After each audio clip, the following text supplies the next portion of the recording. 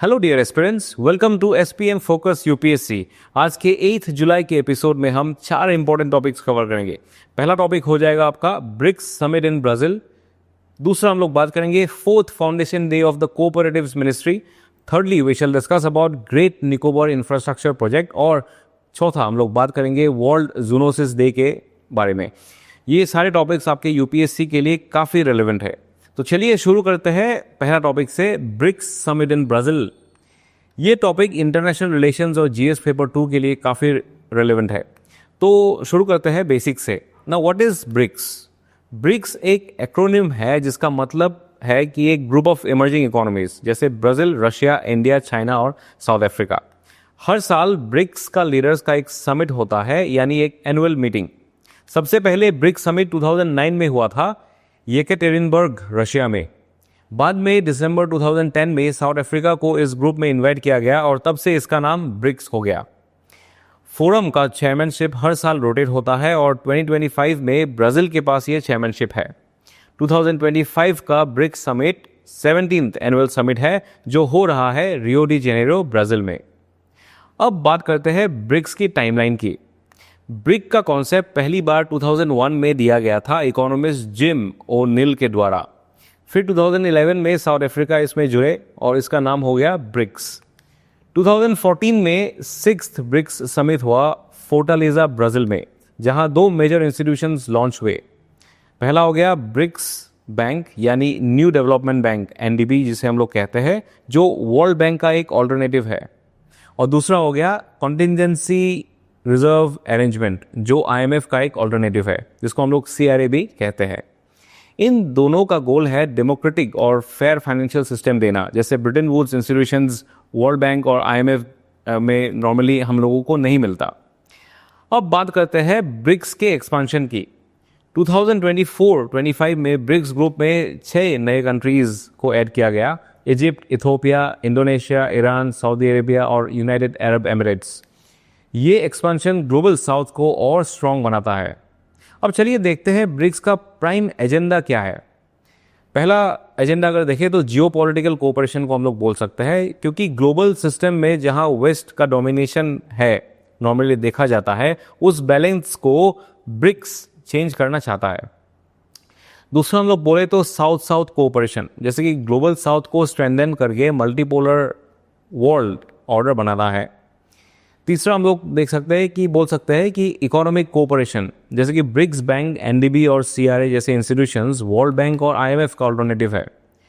और इसके अलावा भी प्रोस्पेक्टिव कोऑपरेशन में अगर कहा जाए तो एक नया ब्रिक्स पेमेंट सिस्टम बनाया गया है जो स्विफ्ट सिस्टम का अल्टरनेटिव बन सकते। अब ये स्विफ्ट क्या होता है? स्विफ्ट एक ग्लोबल फाइनेंशियल मैसेजिंग सिस्टम है जिसके थ्रू दुनिया भर के जो बैंक्स का पैसा का ट्रांसफर होता है वो किया जाता है, लेकिन इस पर वेस्टर्न कंट्रीज का पूरा कंट्रोल है। अगर किसी भी देश को सैंक्शंस लग गया तो उसका एक्सेस स्विफ्ट से कट दिया जाएगा। इसलिए ब्रिक्स एक ऐसा सिस्टम बनाना चाहता है जहां अपने बीच पैसा ट्रांसफर डायरेक्टली हो, बिना किसी थर्ड पार्टी इंटरफेरेंस की। ब्रिक्स रेटिंग एजेंसी भी प्लान में है, जैसे कि रेटिंग एजेंसीज जो होते हैं एस&पी, मूडीज और फिच, ये ज़्यादातर वेस्टर्न कंट्रीज को हाई रेटिंग्स देती है, लेकिन डेवलपिंग कंट्रीज को अनफेयरली लो रेटिंग मिलती है।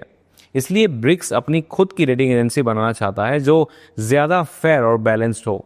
डी डॉलराइजेशन, डॉलर के ग्लोबल मोनोपोली को चैलेंज करता है, जो ये एक सिस्टम है, और लोकल करेंसीज का ये यूज़ बढ़ाता है। इकोनॉमिक सर्वे 2020-21 में भी ये पॉइंट रेस किया गया है कि जो मेजर क्रेडिट रेटिंग एजेंसीज है जो वो वेस्ट के फेवर में मोस्टली बायस्ड होते हैं। इंडिया जो दुनिया की फास्टेस्ट ग्रोइंग मेजर इकोनॉमी है, उसको अब तक लोएस्ट इन्वेस्टमेंट ग्रेड मिला हुआ है। इनका अप्रोच जो है वो ऑब्जेक्टिव नहीं है और ये थोड़ा अनफेयर है इंडिया के लिए और स्पेशली दिस ग्लोबल साउथ। अब बात करते हैं करंट न्यूज़ की। अभी जो 17th ब्रिक्स समिट हो रहा है रियो डी जेनेरो, ब्राजील में, उसमें एक मेजर डॉक्यूमेंट एडॉप्ट हुआ है जिसका नाम है रियो डिक्लेरेशन। अब चलिए देखते हैं इस डिक्लेरेशन का की पॉइंट्स क्या है। पहला हो गया global governance reforms. UN security council, IMF और वर्ल्ड बैंक जैसे ग्लोबल इंस्टीट्यूशंस में ग्लोबल साउथ कंट्रीज की रिप्रेजेंटेशन बढ़ाने की बात कही गई है। दूसरा हम लोग बोल सकते हैं कि फाइनेंशियल एंड ट्रेड कोऑपरेशन, जहां ब्रिक्स पे सिस्टम को ऑफिशियली अडॉप्ट किया गया है डी डॉलराइजेशन और स्विफ्ट पर डिपेंडेंस कम करने के लिए। सिक्योरिटी और कॉन्फ्लिक्ट, जहां ईरान पर मिलिट्री स्ट्राइक्स हुए और गाजा में इजरायली एक्शंस को अभी कॉन्डेम किया जा रहा है, ऊपर से पहलगाम अटैक जैसे टेरर अटैक्स को स्ट्रांगली कॉन्डेम किया गया और इंटरनेशनल एक्शन की डिमांड की गई है। टेक्नोलॉजी की तरफ से देखा जाए तो आर्टिफिशियल इंटेलिजेंस और डेटा प्रोटेक्शन जैसे मॉडर्न इश्यूज पे ये फोकस रखता है। और क्लाइमेट फाइनेंसिंग की बात करें तो रिच कंट्रीज से डिमांड की गई है कि वो ग्लोबल साउथ के क्लाइमेट ट्रांजिशन एफर्ट्स को फंड करे। अब बात करते हैं ब्रिक्स पे रोल्स के बारे में। डी डॉलराइजेशन में ये हेल्प करेगा, जैसे कि देश अपनी नेशनल करेंसीज में डायरेक्ट सेटलमेंट कर पाएंगे, जैसे इंडियन नेशनल रुपी में ही डायरेक्ट सेटलमेंट्स कर पाएंगे। स्विफ्ट का ऑल्टरनेटिव भी है ये, वेस्ट के कंट्रोल वाले फाइनेंशियल मैसेजिंग सिस्टम को रिड्यूस करेगा। इंट्रा ब्रिक्स ट्रेड भी प्रमोट करना एक मोटिव है। ब्रिक्स कंट्रीज के बीच जो ट्रेड होता है उसको थोड़ा इजी और फेयर बनाएगा। इस टॉपिक पर एक प्रीलिम्स प्रैक्टिस क्वेश्चन दिया गया है, अब इसका आंसर कमेंट सेक्शन में लिख सकते हो। चलिए अब बढ़ते हैं अगले टॉपिक की तरफ, fourth foundation day of cooperatives ministry. तो सबसे पहले कोऑपरेटिव होता क्या है? ये एक ग्रुप होता है लोगों का जो वॉलंटरली मिलके अपने इकोनॉमिक या सोशल नीड्स पूरा करते हैं, डेमोक्रेटिकली, यानी सबकी इक्वल वॉइस इसमें होती है।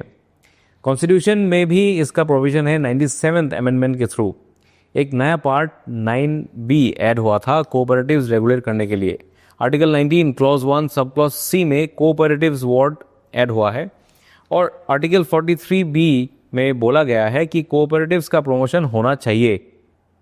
अब नोट करिए कि कोऑपरेटिव सोसाइटीज स्टेट लिस्ट में आती है। अब टाइप्स ऑफ कोऑपरेटिव्स को थोड़ा समझते हैं। कंज्यूमर कोऑपरेटिव जो चीप रेट पे डेली गुड्स प्रोवाइड करता है, एग्जांपल सुपर बाजार, ठीक है। प्रोड्यूसर कोऑपरेटिव्स हो गया जो स्मॉलर प्रोड्यूसर्स मिलके एक ग्रुप बनाते हैं, example Amul. Marketing cooperatives mainly ये फार्मर्स के लिए होता है, उनका प्रोड्यूस अच्छे रेट पे मार्केट में सेल करने के लिए। क्रेडिट कोऑपरेटिव्स लो इंटरेस्ट लोन प्रोवाइड करता है। हाउसिंग कोऑपरेटिव्स मेंबर्स के लिए फ्लैट्स या हाउसेस बनाता है।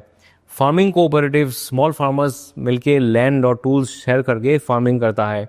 अब हर कोऑपरेटिव्स के लिए डिफरेंट लॉ है, जैसे मार्केटिंग कोऑपरेटिव्स के लिए NCDC एक्ट 1962। कोऑपरेटिव बैंक्स भी एक तरह का एक क्रेडिट कोऑपरेटिव होते हैं जो RBI के अंदर रेगुलेट होते हैं। अब अमूल का एग्जाम्पल लेते हैं। ये एक सक्सेसफुल कोऑपरेटिव मॉडल है। सरदार पटेल जी का कहने पे त्रिभुवन दास पटेल ने अमूल बनाया था, जो एक मिल्क फार्मर्स का ग्रुप था। 1965 में गवर्नमेंट ने NDDB बनाया, जिसका गोल था अमूल मॉडल को पूरे इंडिया में रेप्लिकेट करना। वर्गीस कुरियन इसके पहले चेयरमैन बने और उनको फादर ऑफ व्हाइट रिवॉल्यूशन कहा जाता है। 1970 में ऑपरेशन फ्लड लॉन्च हुआ और इंडिया मिल्क प्रोडक्शन में नंबर 1 बन गया। अब करंट अपडेट क्या है?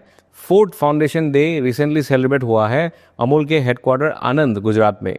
मिनिस्टर अमित शाह जी ने कहा है कि हर डिस्ट्रिक्ट में एक कोऑपरेटिव बैंक और मिल्क यूनियन बनाने का टारगेट है अगले 5 साल में। इस टॉपिक पर एक प्रीलिम्स प्रैक्टिस क्वेश्चन दिया गया है, अब इसका आंसर कमेंट सेक्शन में लिख सकते हो। अब चलते हैं अगले टॉपिक पर, ग्रेट निकोबार इंफ्रास्ट्रक्चर प्रोजेक्ट। ये प्रोजेक्ट ₹72,000 करोड़ का है, जिसमें मेजर डेवलपमेंट्स इंक्लूडेड है। एक बड़ा कंटेनर पोर्ट, एक ग्रिलफील्ड एयरपोर्ट, एक पावर प्लांट, एक टाउनशिप डेवलपमेंट। ये प्रोजेक्ट 30 साल में 3 फेजेस में कंप्लीट होगा। इसका इंपॉर्टेंस 2 तरह से है। इकोनॉमिक अगर एंगल से देखा जाए तो एम्प्लॉयमेंट क्रिएट करेगा, रेवेन्यू भी मिलेगा। जियो स्ट्रेटेजिक अगर कहा जाए तो चाइना की इंडियन ओशन एक्सेस वल्नरेबल है मलक्का डिलेमा की वजह से, और अंडमान एंड निकोबार आइलैंड्स इसमें की रोल प्ले करता है। अब लेटेस्ट अपडेट क्या है? एनवायरनमेंट इम्पैक्ट असेसमेंट कहता है कि सुनामी जैसा डिजास्टर का रिस्क यहाँ बहुत कम है। IIT कानपुर की स्टडी बताती है कि मेगा अर्थक्वेक जो मैग्नीट्यूड 9+ होता है, जिस अर्थक्वेक का हर 400 या 700 साल में होता है, और लार्ज अर्थक्वेक जो 7.5 मैग्नीट्यूड से ज़्यादा, ये अराउंड 80 to 120 साल में होता है। इस टॉपिक पर एक प्रीलिम्स प्रैक्टिस क्वेश्चन दिया गया है, अब इसका आंसर कमेंट सेक्शन में लिख सकते हो। और फाइनली चलते हैं आज के लास्ट टॉपिक पे, वर्ल्ड जूनोसिस डे। जूनोसिस का मतलब होता है ऐसे डिजीज जो एनिमल्स से ह्यूमंस में आते हैं। रेबीज, सर्स, मर्स, कोविड-19 सब जूनोटिक डिजीजेस का एग्जाम्पल है। 6 जुलाई को हर साल वर्ल्ड जूनोसिस डे मनाया जाता है, ताकि लोगों को अवेयरनेस हो कि इन डिजीजेस से कैसे बचे जाए, और अगर एक्सपोजर हो तो क्या स्टेप्स लेना चाहिए। इस दिन का इम्पोर्टेंस इसलिए भी है क्योंकि 6 जुलाई 1885 को लुई पेस्चर ने पहली बार रेबीज वैक्सीन का सक्सेसफुल ट्रायल किया था। अब ये डिजीजेस बढ़ने का रीजंस क्या है अगर देखें तो कुछ रीजंस है जैसे अर्बनाइजेशन और डिफॉरेस्टेशन, ह्यूमन एनिमल कॉन्फ्लिक्ट, ये सब सारे चीज़ अभी बढ़ रहा है। क्लाइमेट चेंज के लिए भी ये बोला जा सकता है कि ये बढ़ रहा है, जैसे कि पैथोजेंस का स्प्रेड ज़्यादा हो रहा है एनिमल्स के थ्रू। इसी टॉपिक पर एक प्रीलिम्स प्रैक्टिस क्वेश्चन दिया गया है, आप इसका आंसर कमेंट सेक्शन में दे सकते हो। जाने से पहले कुछ इंपॉर्टेंट कीवर्ड्स को देख लीजिए जो स्क्रीन में आपका दिया गया है। आज के लिए इतना ही, कल फिर मिलेंगे नए करंट अफेयर्स के साथ। तब तक के लिए पढ़ते रहिए और जुड़े रहिए एसपीएम फोकस यूपीएससी के साथ। This is focus UPSC SPM signing off. जय हिंद।